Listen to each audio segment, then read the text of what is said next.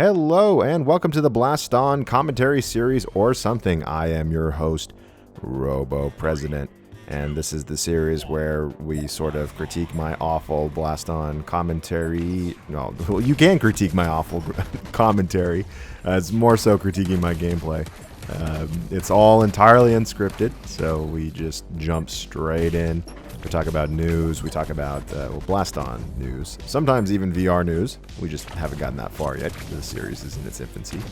We talk about just anything Blaston, VR, and we dive into it together. And remember, scripts are for simps. And we have all of this wonderful Q footage in the background for your enjoyment. So, today's topic, I've been ruminating a little bit, and I wanted to discuss some of the competitive organizational aspects of Blaston. Now, Blaston recently, and when I say Blaston, moreover, Resolution Games through Blaston, made a partnership with VRML. VRML is a third-party organization for those who aren't initiated. That is the VR Masters League. VR Masters League is a pretty interesting organization. They do community-driven, game setup, competitive, and they try to add a competitive slant to multiple VR games and add teams and rankings and things for games like not just Blaston, but also games like Onward, Contractors, Echo VR. Those are the ones I can remember right off the top of my head as I'm just spouting out of my butt. However, they also try to imbue things like sponsorships and accessories from companies that they have reached with, and the hopes here is by being a part of VRML, especially in a game like Blaston, which Blaston is, even though it is nearly 2 years, I think it's nearly, it's over 1 year. It's not quite nearly 2 years old. Where are we at? A year and a half now? A year and a half old game. I know Resolution would like the game to get more exposure, and I would too, because I love Blaston. And most of you watching, I'm hoping, if you're a seasoned Blaston player, do too. So this partnership with VRML has the opportunity to get Blaston more exposure with other competitive VR players. Maybe they've played Echo VR and they're interested in joining. In the Blaston Discord, we had not resurgence isn't the right word. I'm trying to think of the word. We had a flood, an inundation of just new players who were used to playing games like Echo, and they just showed up. It was like the Echo flood, the deluge, you might say. This isn't a bad thing, by the way. If you think I'm complaining about this is not Robo complaining hour. I'm just letting you know this is for the record. So we had them all show up, and so we had a nice little population bump, and that was kind of neat. Now, what I hope, especially with this partnership with VRML, is that we can have more exposure. I want to, at my skill level that I feel like I play with, because as you guys know, I'm not very good at the game, but I do want to participate more in competitive settings, especially in VRML. So when I heard about the partnership, I thought that was really neat. The only thing is, being that I'm a adult with obligations, once I started to kind of get into the rules of VRML, I wasn't really able to participate a ton, and that was a bummer. I did a hit it and quit it on Oolong. I had my one game, and then I had to bounce because I just can't. I work 10 hours a day, and then on the weekends, like this last week, I've been completely inactive in the Blaston Discord the week of June, June 12th through the 18th, because the work that I'm doing in the real world has completely taken over, and that's not me complaining. I love my job. I've just have not been able to be at sitting in front of Discord all day like I normally am. Because normally I can have Discord open and you know, and chat back and forth. I just wasn't able to last week. So I can't participate in that end, and then I barely had time to even play a lot of Blaston because, and I'm not trying to sound cool or anything, but you know, I may or may not have friends who may or may not want to come over to my house. So it just, yeah, when you look at the rule set for VRML, I want to keep the integrity of that alive because they have a pretty well-oiled machine going on. So when they say things like, we want to keep 2 matches a week, you have an obligation to do that when you're part of VRML. I can't really fulfill that obligation consistently at scheduled times. The way I play Blaston is brain dead.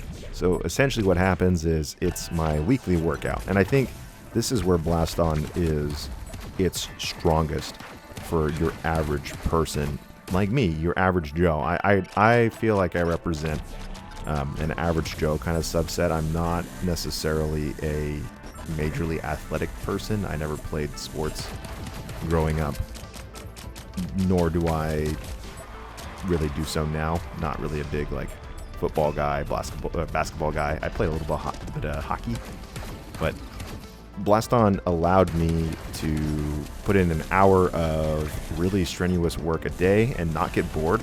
I hate running in front of a treadmill. I hate, you know, sitting there staring at a wall while listening to music and lifting a weight. Like lifting weights, just not fun for me, not stimulating at all. And Blaston completely changed that aspect for me, and I could just do it whenever I want. So if I've had a long day at work, you know, 7 o'clock rolls around, I have time, hop on for an hour. I don't have to leave the house. I don't have to pay money for a gym membership. I just play Blaston, and I can burn off those calories. And I don't need to schedule anything. I don't need to do anything. And, you know, my skill level eventually started to reflect that, and I would get the players generally who would be somewhere in the general bracket of my skill for the most part, kind of. And when I wanted to play in big tourneys, I would just have to plan ahead. So I have played in big tourneys. I was invited to the VRML preseason invitational, and I played in other tournaments before.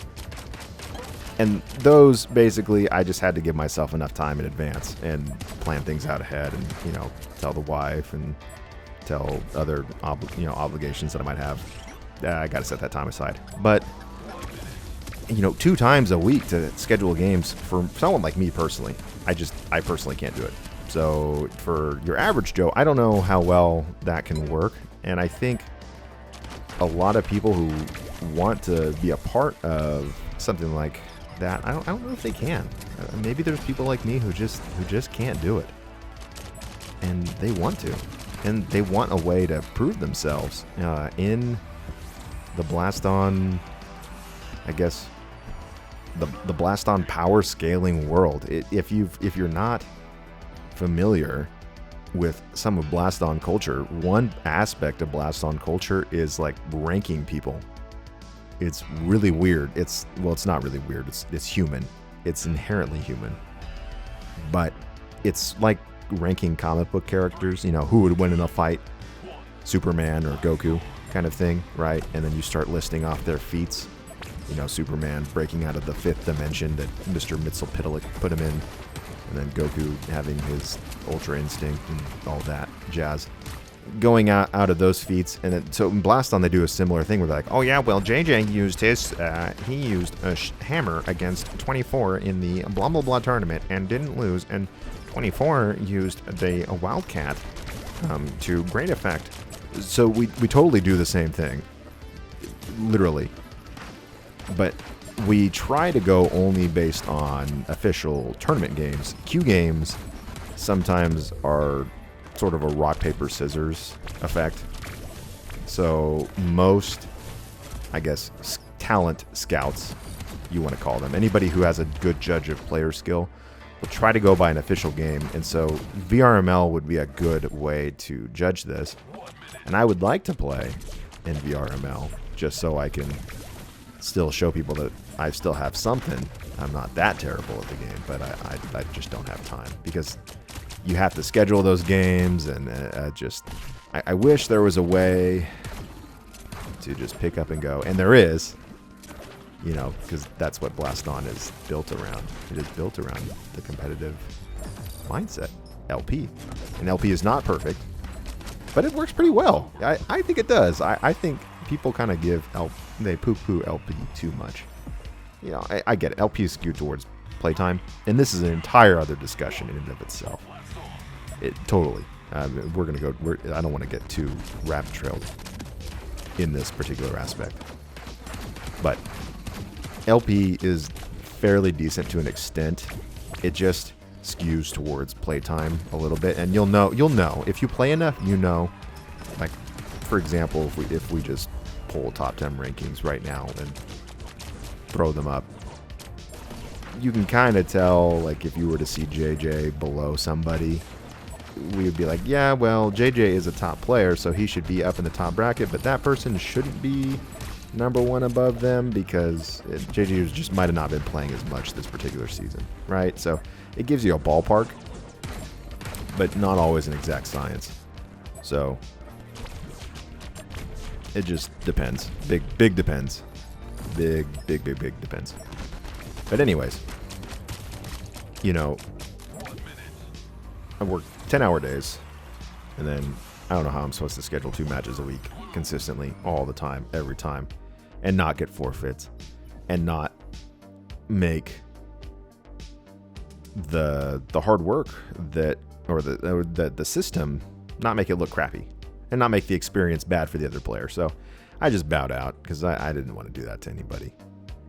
So that's kind of where that's at. So I wish there was some kind of and this is asking for way too much. That literally, I understand this. This is asking for way too much because people have got way too much on their plates already. But if only pipe dreaming. This is robo dreaming. If only there was some way to just, I don't know, if there was like some like best of queue, right? You get what I'm saying? Like, Blaston is, people in Blaston are all about ranking each other. Imagine if there was a best of queue. So you get in the best of queue, and like the bet, like, and you get like, and then there's a log somewhere, and then you can use that log that gets generated and it gets auto generated to the Discord from Blaston, so there's no disputing. So if you beat someone in the best of queue, so you hop in, like, oh, we're gonna get a best of going, hop in there. I don't know. I'm sure there's some way to make that work someday. I don't know. That's probably asking for too much. But you get what I'm getting at, right? Like, so that way I don't have to sit there and plan and message people and figure it out and then look like a dolt when I can't make it to my match at 7 p.m. on a Friday because I wanted to go have dinner with my mom or something from out of town. Because I'm an adult who has responsibilities and not a 16-year-old. So, I don't know. I think VRML is really cool. I'm glad that we've made that partnership with them. I'm not with our resolution, but I'm glad that Blaston has made that partnership with them, and I hope that it brings a lot more people to Blaston. I think it has that potential to do so. My only nitpick would be that I think there's a lot of people that want to participate. I wouldn't say a lot, but I think there's definitely people who want to participate like me, but they can't because the system makes you work for it. And I already work for a living, and I just want to play, if that makes sense.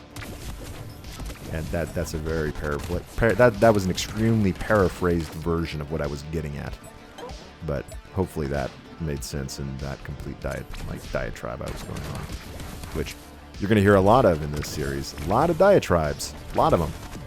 So, anyways, let's talk about some gameplay before we go on our next diatribe. So we're back to the Granth Power Hour. In the last episode, we talked a lot about playing Granth over and over. It looks like he's back again for another round of his nightly beatings. He takes them very well. Going in. One thing I noticed with Grant, he tries to get these cheeky grenade throws in. And sometimes he'll catch me right on the shoulder with them. The high damage, quick pop on the hammer nade is scary when someone knows how to pop a hammer nade on you, or any nade, realistically. I mean, Nova nade, avalanche nade, not so much the avalanche nade anymore, but still to an extent. And then the hammer nade, having one pop right on top of you, and someone who can do it well, not fun. Not fun at all. So let's see who we get. So we're sitting here dancing in queue. I'm trying to think, what am I doing in real life? Am I just looking up at the ceiling? I think usually at this point I'm really sweaty. So I'm pacing back and forth, trying to catch my breath and not trying to stand there sweaty. You guys ever, when you get sweaty, you just stand there in your own sweat? It's awful. It's probably one of the worst things a human can do. So you just want to move. So I think that's what I'm doing. I'm pacing back and forth, trying to lower my body temperature. And I don't know what I was doing. I think I was talking to somebody. It's hard to tell. Oh, it's because somebody was loading in. Because my button is gone. I can't hop out of queue, so I'm about to get somebody, but I'm just stuck here. I'm trapped. I'm trapped in this purgatory. Here we go. Oh, Grant again. All right, back again for another lashing. Let's talk gameplay. All right, so starting out with some Tank Nova action. Grant is still going in for the straight hammer E.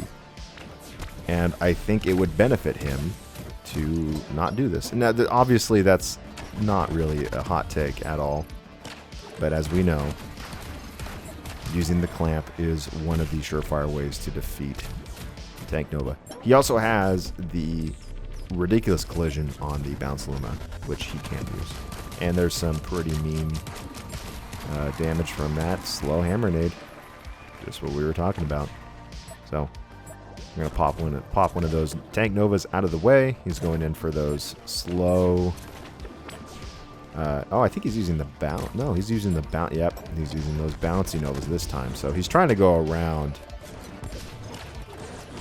What I'm noticing, too, with those hammer shots that he's using is he's not really comboing them. It's like everything that is being used the moment he gets his hand on it. So the moment he gets his hand on something, he starts priming that grenade. Grenade gets primed. The moment he gets his hand on that hammer E, the hammer E starts firing. It's so the moment he gets his hand on that Viper E starts letting loose. So I'm not going to say that he needs to combo, because maybe he has a play style that he just wants to shoot. So maybe playing more like Vile Kyle and having a lighter loadout might help him here. As anybody who had, if you're not sure about who I was just talking about, Vile Kyle is a top player who literally just doesn't really combo.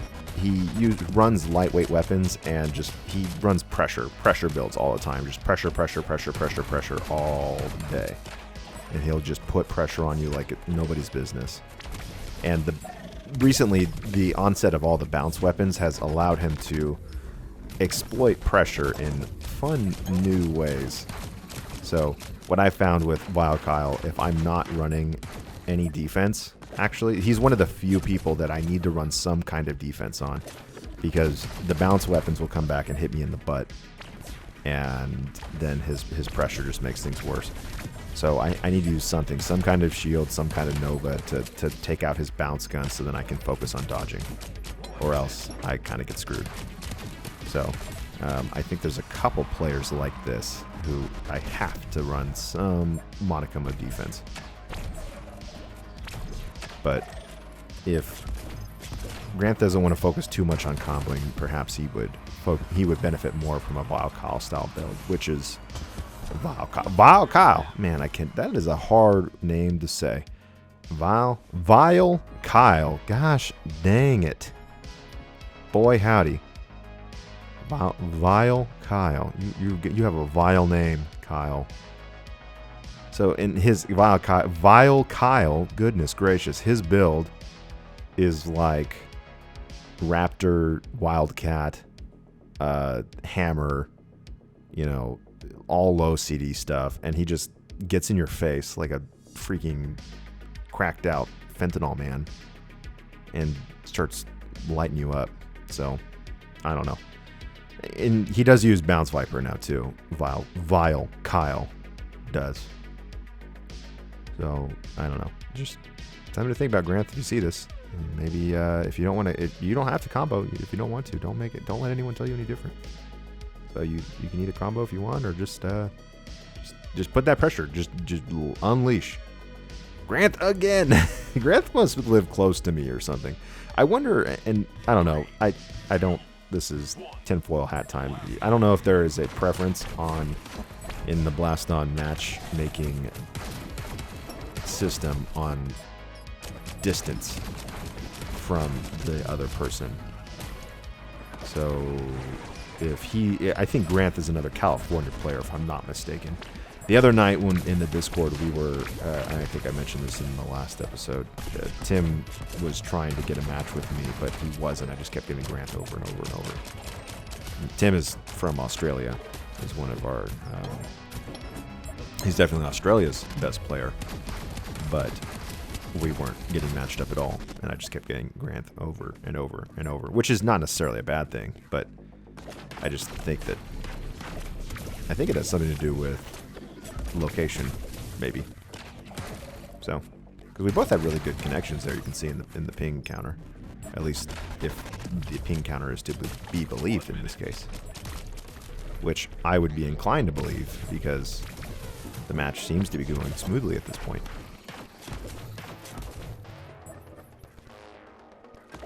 Alright, so going back with those straight hammer E shots and then going straight in with the grenade shots. The only weapons that I'm really afraid of that Grant is using are just generally going to be that Bounce Luma and the Viper E, actually.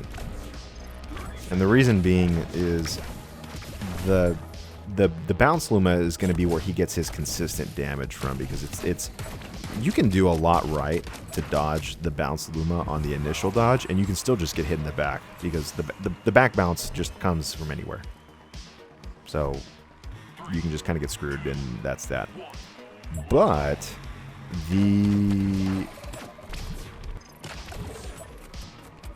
his Viper E, on his Viper E shots, if I was to take one, if I get hit on one of those, my build is not super high damage. I mean, my main damage dealers here in this build is going to be the Raptor E and the Wildcat. I'm not using the Tank Nova to get damage. That's just a secondary bonus.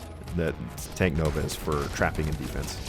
So if I get hit with a Viper, I have to make a lot of difference in damage of guns that don't do as much damage as his.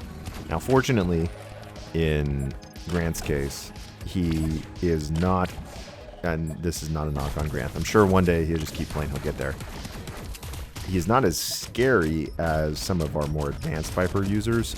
The more advanced Viper users, I think, like, and obviously, JJ being the premier Viper user, and then Woody. But recently, Kron. I don't know if anybody has played Kron. Here's a real hot take.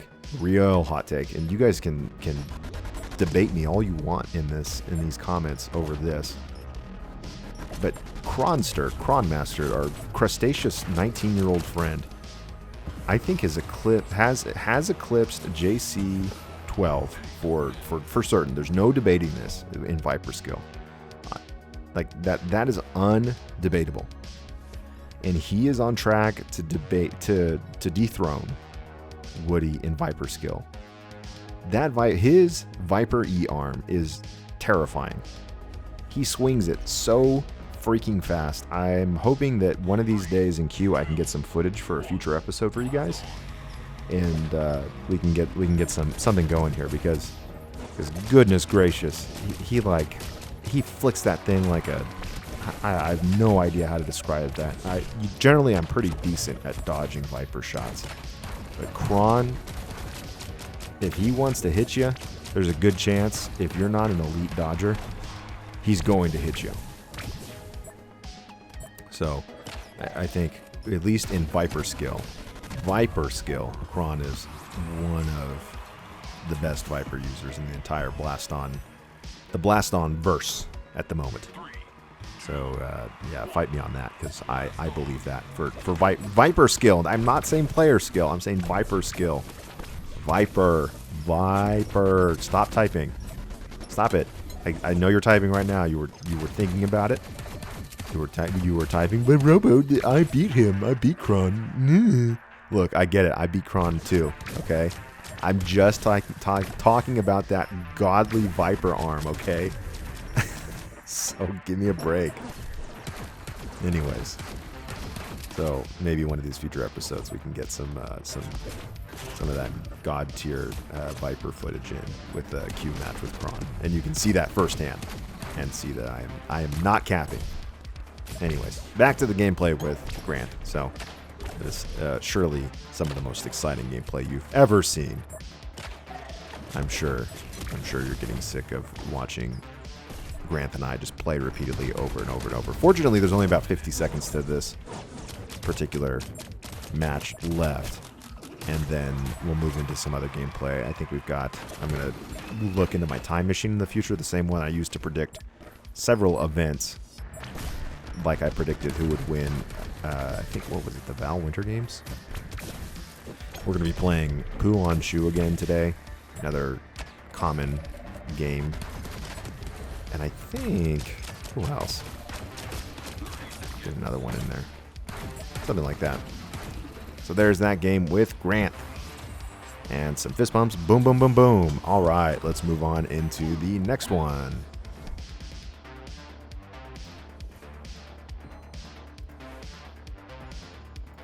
Okay, so this next one from, I think this was the same day. So we've got one with Mr. Poo on Shoe. I usually end up getting Poo on Shoe this time of night on my daily queue grinding. Now, Poo has actually gone through several iterations of his builds. Now, I've noticed there's been discussion on Poo not sticking to an inherent similar loadout, which is, it's always refreshing to not see a player use the same loadout over and over and over. So Poo's gone to double lasers, which is kind of, you know, it's fun, spicy. I think double lasers was that, and this is a hot take. Double lasers was actually stronger in the previous update. Maybe even stronger in, it was stronger in it was stronger in Arctic Blast than it was now. And the reason I say that, and I know I just made a couple of you tilt your head, and I know especially, you know, a few of you go, well, but the blue laser can shoot the 4 and it's got the damage, and you can do the collision laser. And the reason, and here's my rationale for this on why and the reason why is just because defense did, and I know our second episode we talked about how defense still is not superior to offense, but despite this, most of the time people are not running collision laser. And you can see it right here. Tank Nova just absolutely stonewalls his double lasers. Even though I think he was using the multiple ammo attachment on his blue laser there. So I'll watch that again once he deploys his lasers again here in a second. But without, Tank Nova basically just makes your double laser builds irrelevant if they're running Tank Nova. Full stop. I think that's the answer to that question. Previously, in Arctic Blast, double laser actually, when the update first came out, you could cheese people really hard with double laser. I had some pretty gnarly double laser builds that you just ran right out of the gate. So let's see. So something that's interesting here that we're noticing in the gameplay So Pooh has abandoned the lasers, which is interesting. So he has completely gone away from them because he has also realized in the course of this game that my Novas are completely stopping them. So now what he's trying to do is he's just trying to get pocket damage and cycle out his smaller weapons. But what I'm doing is I'm just using my higher collision weapons to push him back into a corner and stop his pushes. So either my Raptor or my Hammer when he's making his push. And then I just push with a Wildcat.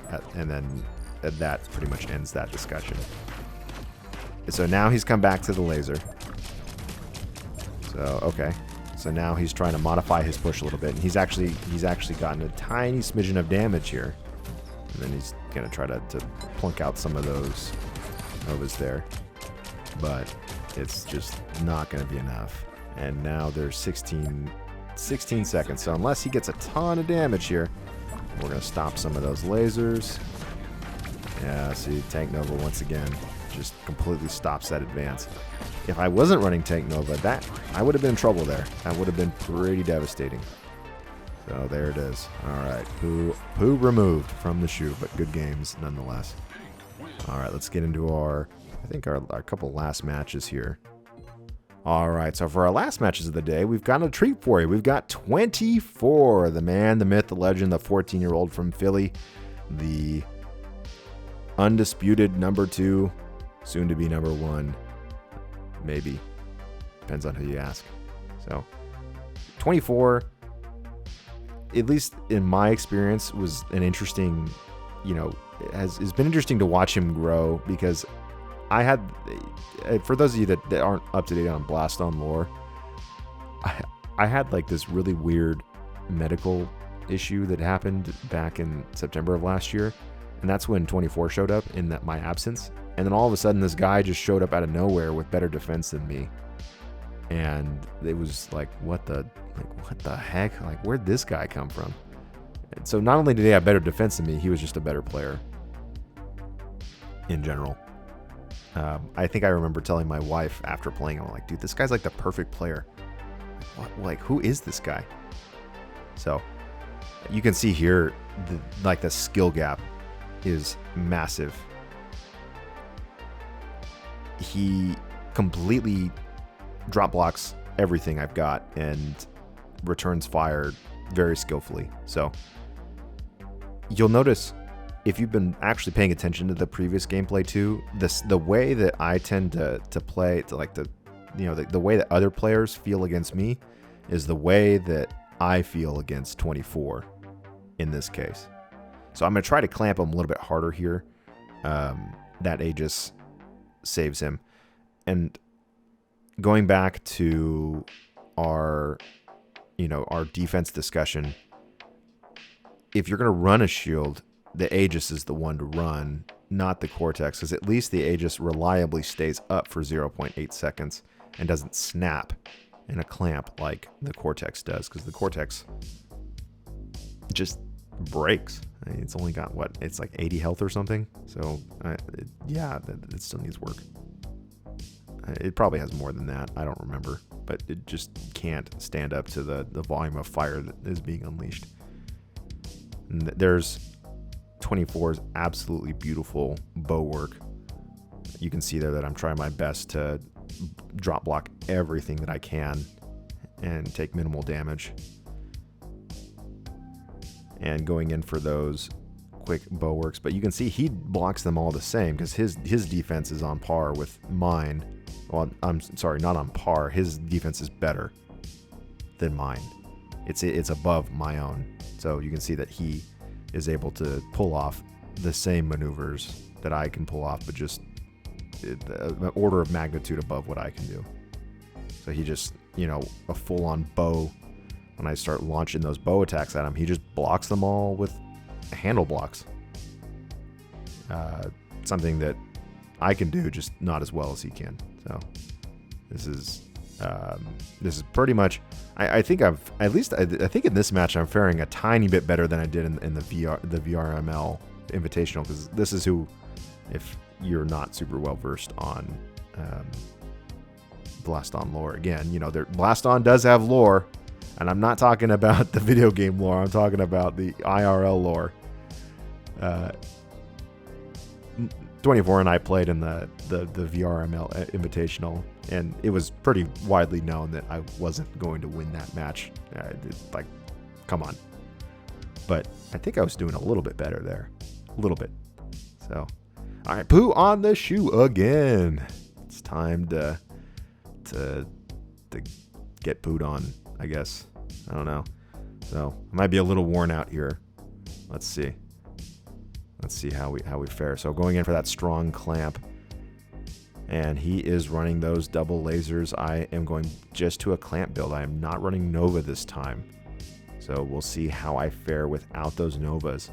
Now, he fires the double lasers at the midsection, so this makes things difficult because I can't down dodge. I can't crouch. So I have to stay and use my body height to my advantage, or else face the zap. The zapping sting, and he's already cycled those lasers back out, and right now he's relying on you know, the cooldown time for other stuff to try to come back up, and he's trying to lock me into a box so he can bow me to death. But I think I put enough counter pressure on him to where he didn't get that opportunity just yet. So lasers come back up, and now he's doing a wildcat push. I really didn't have any tools to block the wildcat right there, so I tried shooting some of them out of the way, and just, you know, not. Sometimes you got to make do with what you got. And here we go with some bow shots and a headshot. There we go. All right, some bow work. Finally coming back.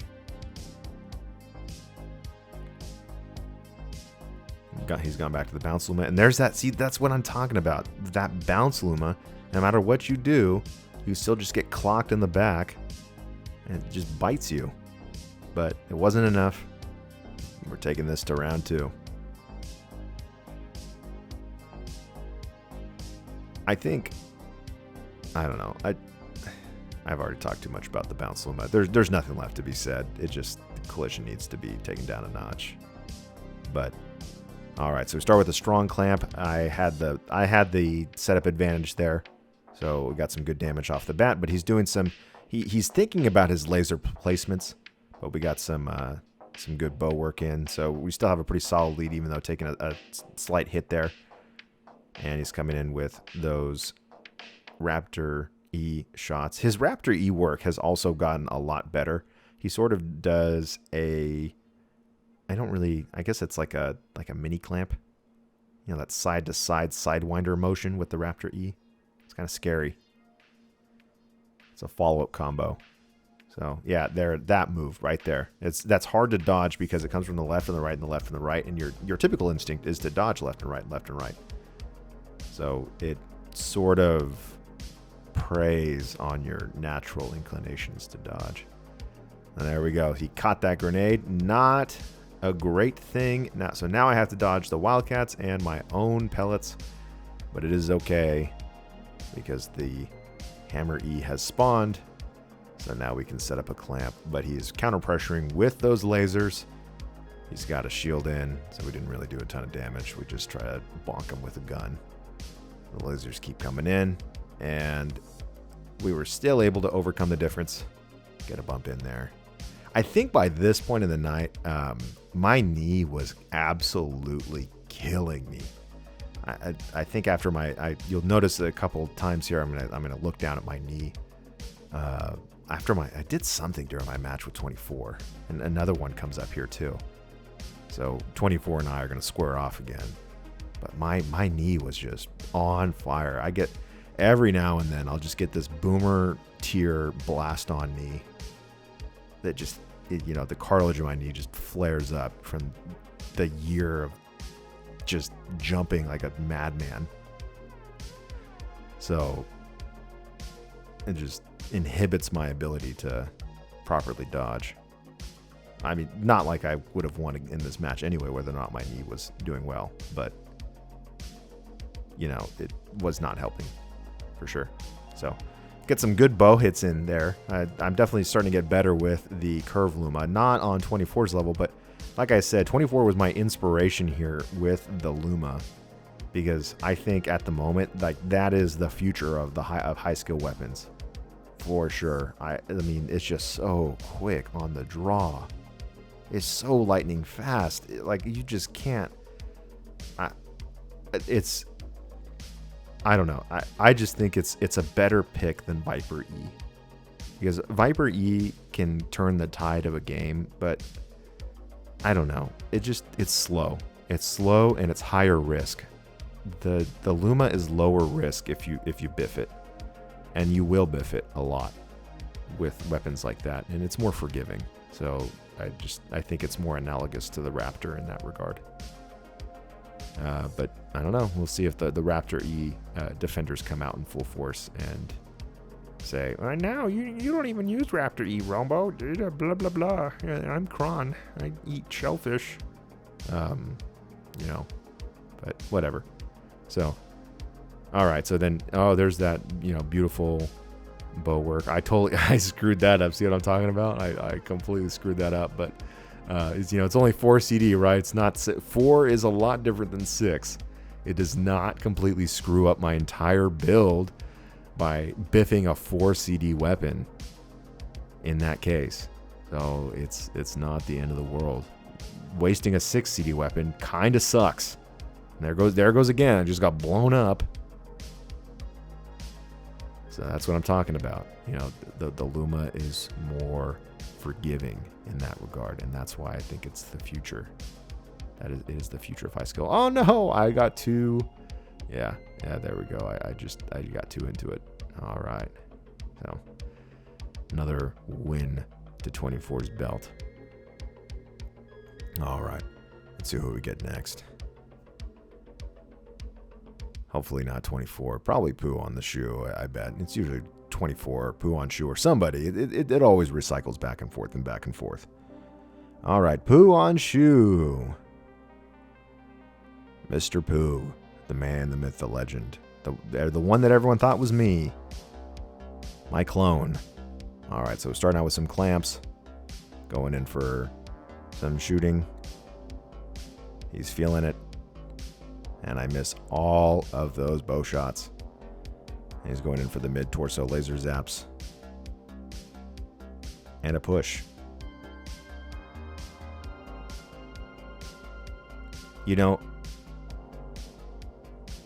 I think, at least in the case of double lasering, I would be interested to see how Shermie runs double laser these days. I know he hasn't. I don't think he's played a ton recently.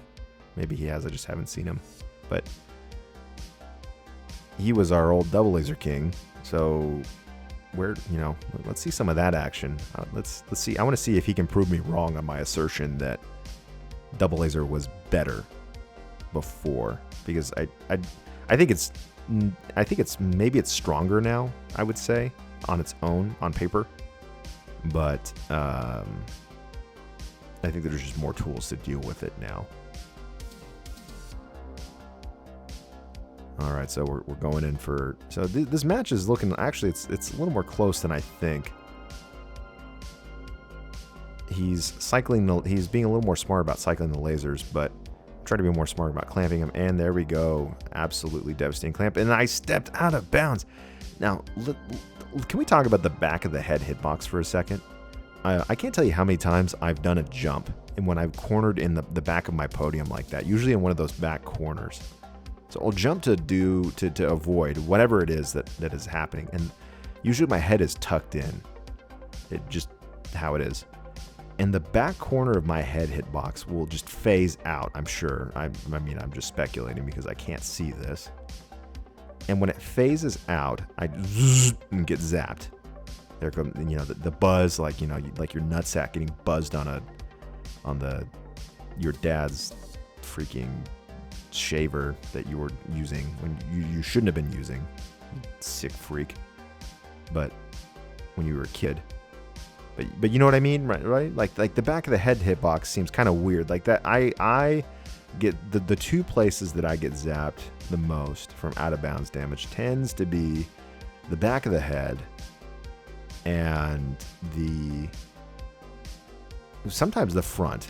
But the front, I think, I mean, sometimes the front of the hitbox, I think I'm just stepping out. But usually, like those quick jumps, I'll get zapped. So there was I think one of my most upvoted suggestions was to make out of bounds damage relative to the distance that you've stepped out of bounds. So quick, so it'd be exponential. So if you actually went out of bounds, so no more. So if you try to out of bounds rush, because that was an old strategy that people would do. If you try to out of bounds rush somebody, you would just die because the damage would get exponentially more damaging the further you got away from the podium, or maybe time spent, because maybe you can't program that. I know that might be hard to program, but if you can do it based on time spent, and then you just program it in for there it is again. Look at that! I just zorped the match, like the entire tide of the match changed because the back of my head went out of the podium, and that might not even be Blaston's fault. That could potentially be a tracking issue with the quest. I don't know, but I mean I had that match in the bag, and then my head goes bzz, and then there it is, right? So now he's back in the game. I think by this point too, my knee is just on fire. I think I didn't have another one in me. I'm pretty sure I lose this one, and there it is again. So yeah, last point I want to make for tonight: make damage exponential based on either time or distance spent away from the podium. So quick missteps will damage you, but not enough to lose the entire match. So you can't bum rush the podium. There's no bum rushing, because you'll lose, or if you step out, it's over. And there it is again. Yeah, it's over. It's done. I think at this point I'm like, hey, I'm done. My knee. Yeah, I was tapping my knee. I'm like, hey, I'm out. I am toast. And that was it. But that's all I got for today. Make out of bounds damage great again. No, actually, I'm sorry, I used that phrase. make it good at some point. Thank you so much for watching. I appreciate you guys for watching. Like, favorite, subscribe, all that jazz. And I will catch you guys in the next one. Peace.